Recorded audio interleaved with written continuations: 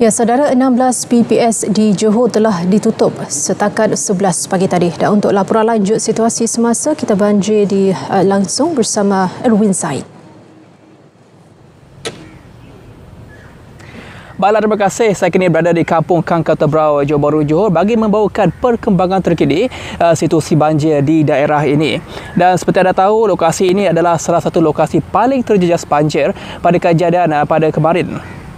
Dan di mana terdapat di sini lebih 388 penduduk terjejas daripada 86 keluarga di sini yang dipindahkan ke PPSSK Bukit Mutiara. Dan dilaporkan air di sini berada pada paras melebihi dada pada hari kejadian. Namun sekarang hari ketiga, tinjauan saya di sini mendapati keadaan telah pun pulih dan air banjir telah pun surut.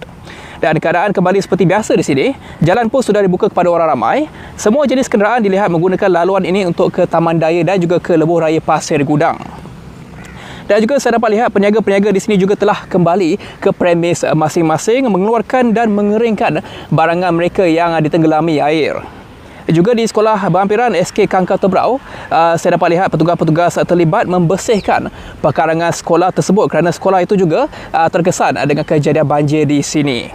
Dan selain itu, tinjauan saya di kawasan perumahan sebelah dalam ini, saya dapati beberapa penduduk telah pun kembali ke rumah mereka, membersihkan pekarangan rumah mereka, dan saya dapat lihat banyak barang-barang mereka yang rosak ditenggelami air diletakkan di luar rumah. Dan juga petugas Tenaga Nasional Berhad juga saya dapat lihat memeriksa bekalan elektrik di kediaman-kediaman mereka. Dan di sini pula, di lokasi saya berdiri ini bersebelahan dengan sungai yang menjadi sumber kepada air banjir tersebut, di mana air daripada sungai ini melimpah keluar.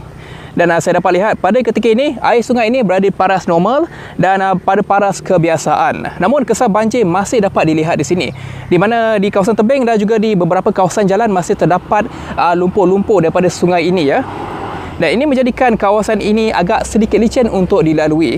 Jadi orang ramai dinasihatkan untuk berhati-hati semasa melalui kawasan-kawasan terbabit, khusus penunggang motosikal. Saya kira itu saja buat masa ini. Laporan saya dari Johor Bahru, Johor. Kembali semula ke Nurul. Silakan Nurul.